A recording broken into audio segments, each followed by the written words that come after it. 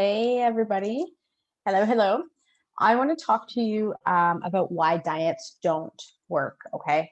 Um, but I want to start off with a quote by Dr. Oz, okay? So he says, the problem with severely restricting diets is that they jolt your body into starvation mode, preventing your body from burning unwanted fat and storing more fat and calories for you to survive on. So when the body can no longer get its calories from food, it looks to get some of its calories from lean muscle. And the result is muscle loss. So less muscle means a slower metabolic rate, causing stalled weight loss or even worse, weight gain. So um, one diet does not work for everybody because if it did, there would only be one diet, right?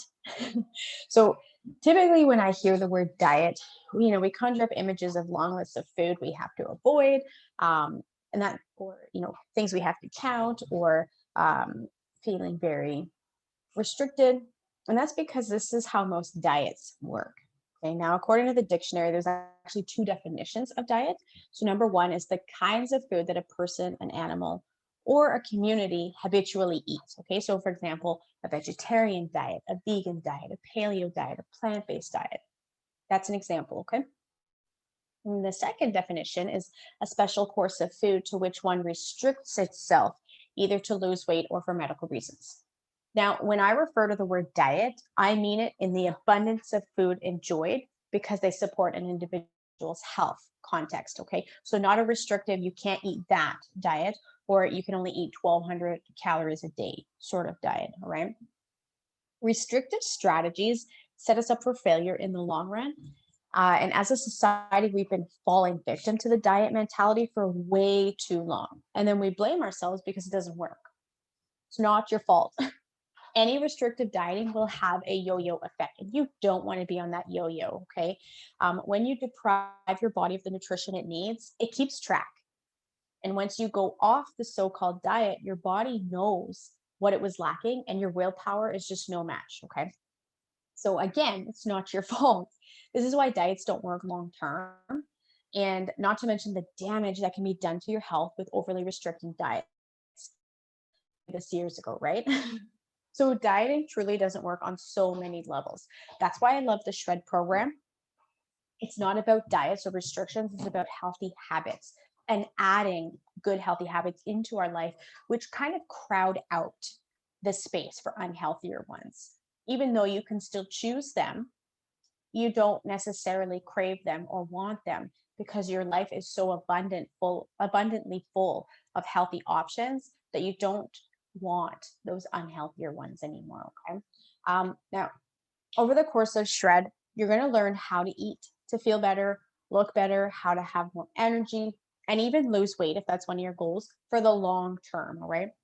Now, please realize and remember that you are amazing just the way you are. All right. You are not the number on your scale. And yes, I know what it's like to have that as a big focus because I've been there too. And if the scale really stresses you out, feel free to hide it for a while as you focus on your energy and eating healthier, improving your digestion, being more active, and really just taking care of yourself. Okay. This is a great opportunity to put some focus back on you as opposed to living by numbers on your scale. Right. Now, to make progress towards your goals, you have to be involved and you have to participate 100%. I promise you, it won't be complicated, restrictive, or it won't feel like deprivation. So, actually, quite the contrary. You're going to learn what food is good, and that you don't have to fear it. So, or be deprived or demonize it in order to reach your goals. All right. So I want you to be open in this process. And there's a quote that I love. It goes, if you want something in your life that you've never had before, you have to do something you've never done. And this quote can apply to all areas of our lives. So just keep it in mind as you go through the Shred and as you move into your healthy lifestyle. Okay. So decide that you will truly participate and give it your all. Be curious, open minded, and focused. And you'll learn many things that will help you on your journey to better health, including reaching and maintaining your ideal weight. Okay? Now, be open to new ideas, new foods, and learning to tune into the signals of your body. right? So your body gives you signals about the foods that we eat. This is your chance to step out of your comfort zone, explore new foods, new tastes, and even new possibilities. And as your health coach, I'm here to support you, answer questions, and check in with you along the way. So get ready for the new experiences and be excited. One of the first things you're going to do is use a food journal if you haven't already been doing so.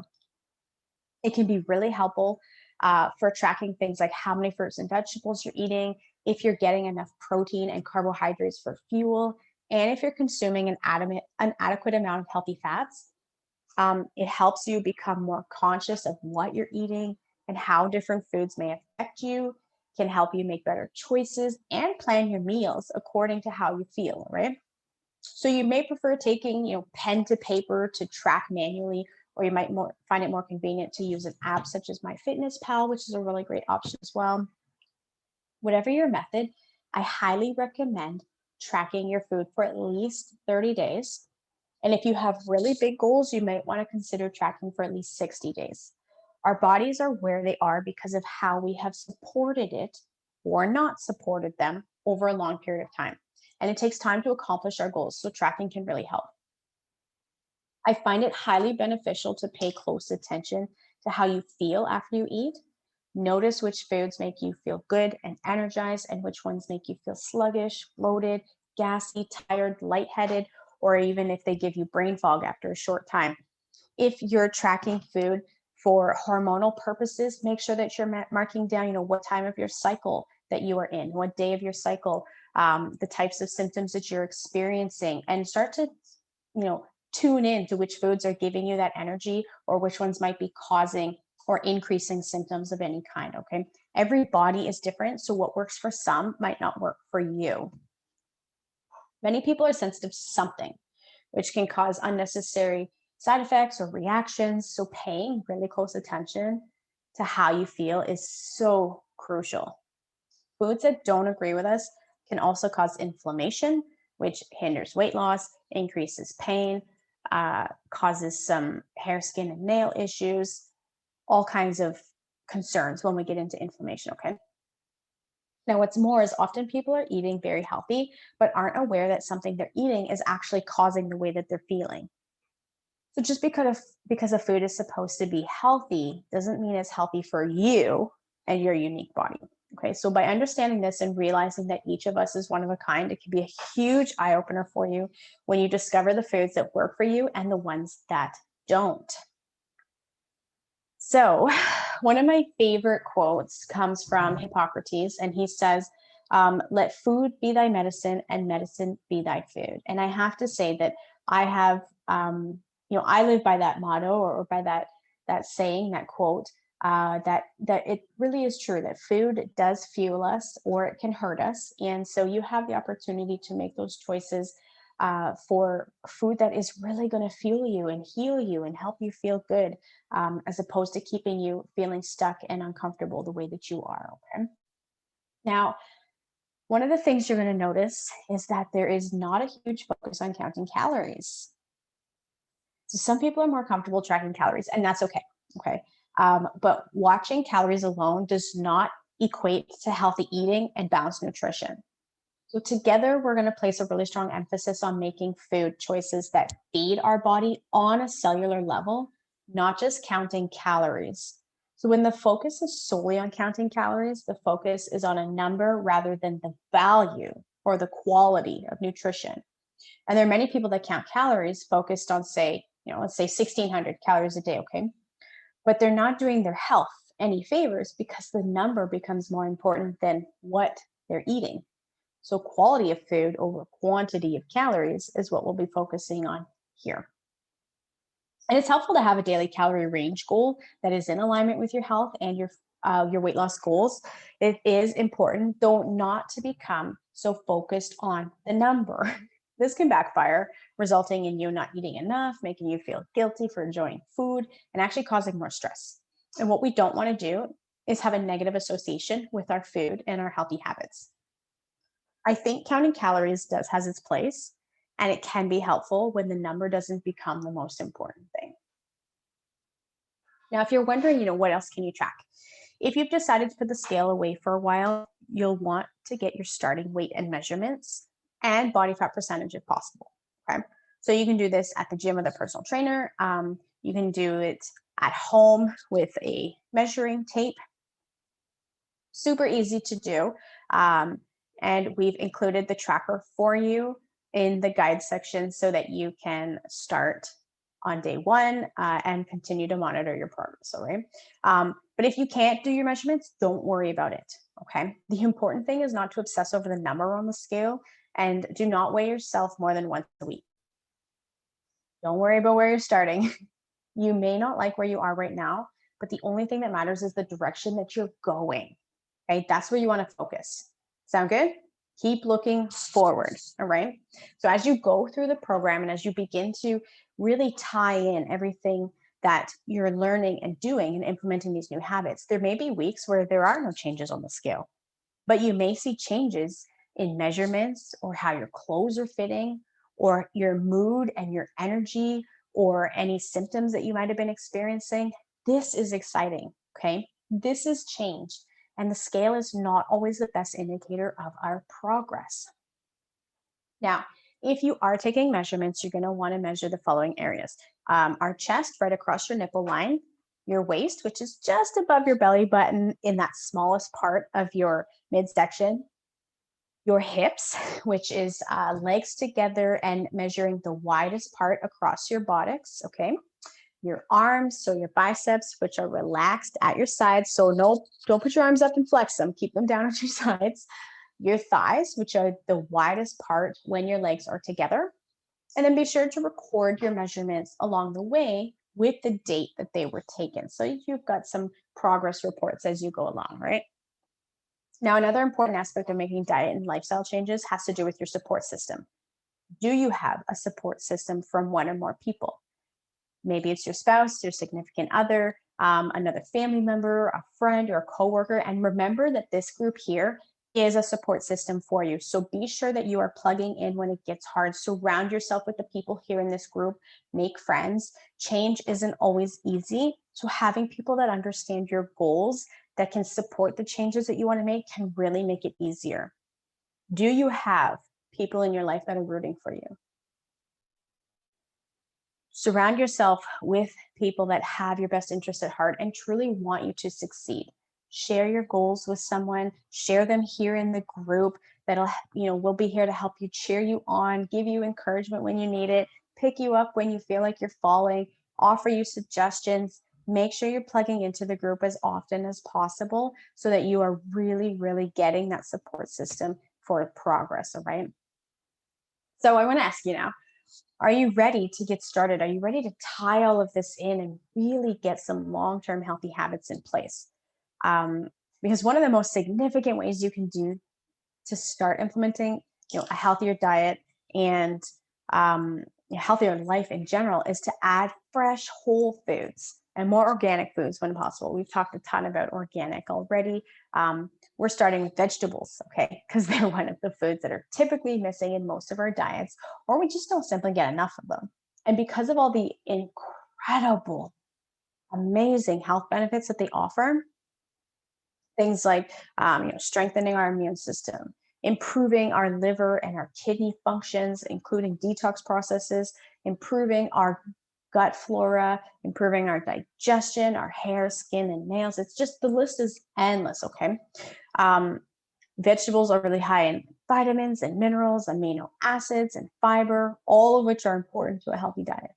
So, to minimize exposure to harmful pesticides and herbicides, try to choose organic whenever possible, um, or at least, uh, you know, buy organic for the options that fall onto the Dirty Dozen. Okay, that Dirty Dozen list of fruits and vegetables from the Environmental Working Group, which can be really helpful to make sure that you are spending your money in the best, healthiest places. Okay. So here are a couple of ways to get your veggies in everything. Okay, so make a list of the vegetables that you and your family like. It's a great place to start. Can you come up with a list of, say, 8 to 10? Okay. Next, make a list of vegetables that you're willing to try. Let's face it, not everybody loves vegetables just plain. And I'm actually going to share with you 6 ways that you can enjoy them But rotate your selection of veggies. Think colorful. The more colors, the more variety of nutrients that you get. All right. Now, here's just a quick side note. If you need to be on a low oxalate diet, be aware of the type and amount of greens you're consuming and stay within the recommended amount as recommended by your doctor. Okay. If you're taking medications such as a blood thinner, talk to your doctor before adding greens to your diet to ensure that the amount and the type of greens, such as kale, are appropriate for your needs due to the high vitamin K content. Okay. And then make sure that you're falling within those recommendations as you're adding veggies to your diet. Right. Now, working towards your goals one step at a time, or even better, one bite at a time, to help you implement each habit. Okay, that's what you're going to be doing here. So this will ensure that it becomes part of your lifestyle and then eventually becomes second nature for you. You don't have to think about it. It's the easy option. All right. So the first step starts with adding in. Sounds good, right? So instead of making this long list of what we can't have, let's start with foods that are good for us and add in more of those. So by adding in lots of super healthy, nutrient dense foods that give our body what it needs, we actually reduce cravings for those empty calories, which will actually make us feel hungry again within a short time period, which makes us cause or eat more calories. Okay. So we crowd out the space that we would have normally had for those unhealthy options. So, for example, if you had a really delicious salad for lunch with a lean protein, say some beans in it, or some boiled eggs, or some chicken, lots of fresh veggies, and some healthy fats like avocado, you would feel really good, comfortably full, and you'd have energy. And when you do this, the less tempting something sugary or processed is really going to seem, all right? Because you're just going to feel so amazing that you don't even really want it. So, our first goal is going to be to eat as many nutrient rich foods as we can so we crave less of those unhealthy processed foods. And this can really help us with our energy levels and our mood. Now, be adventurous, okay? Be brave. This is your chance to try new things. I remember trying kale for the first time. I experimented with different recipes to find my favorites, and it took me a long time because I had no idea how to use it well. So now I finally have a couple of recipes where I enjoy kale, and it's a little bit easier for me to eat it every day or on a regular basis, and has become one of my favorite side dishes. And when I saute it with some lemon juice and some salt. Okay. Now try adding one or two new vegetables to a salad, maybe even this week, and see what you think. Okay. If you normally like romaine lettuce, have that and add some dandelion greens or some Swiss chard or some spinach or another new green that sounds good or interesting to you, something you haven't had before. Okay. Vegetables can be enjoyed in a variety of ways. So steamed, sauteed, raw, in salad or snacks. They make really great stir-fried dishes. You can, of course, make an incredible green smoothie, which is personally one of my favorites. Okay. And they are fabulous when they're juiced. So add some protein or a healthy fat like avocado to your salad. Adding protein will keep you full longer than a salad with just veggies. Okay. So your body will absorb more nutrients from the veggies when you add a little bit of fat rather than using a fat free dressing, which might also be stripped of other nutrients. So add, a drizzle of olive oil or mash up some avocado and thin it out with some lemon juice and squeeze that over your salad. That makes an awesome, awesome, delicious, creamy, healthy fat dressing option, right? Um, Now it's really all about baby steps. Okay. So remember that the goal is to add more real food that your body recognizes and can absorb and utilize nutrients from. Okay. So adding vegetables to your diet may seem like a simplistic thing to start with, but it's an important first step, and you'll most likely soon notice a difference in how you feel. So if you don't typically eat vegetables every day, you can start with a goal of 2 servings a day, which is basically between um, or which is basically about 2 cups. Okay, a serving is between half a cup and 1 cup. So basically, half a cup of chopped veggies or 1 cup of greens. And so if you're aiming for 2 servings a day, then you're looking at 1 cup of chopped veggies or 2 cups of greens or a combination of the two. Okay. And so work your way up to, 3 or 4 servings over the next few weeks. Once you figure out which ones you really like and which ones you can add easily into your diet, into your day, into your schedule. And if you're already typically having 2 servings a day, kick it up to 4. Okay. Kick it up to 4 servings a day and then work up to 6, which is an incredible, really healthy goal to sit at. Now, remember, these are just general recommendations. You may find that you feel better eating certain vegetables. So be aware of how you feel afterwards. That's where it really comes back to using that food journal. Okay. So good luck with all of that. Make sure that you check out the Super 6 ways to eat your vegetables so that you can start adding new ones to your diet every single day and loving it. Bye.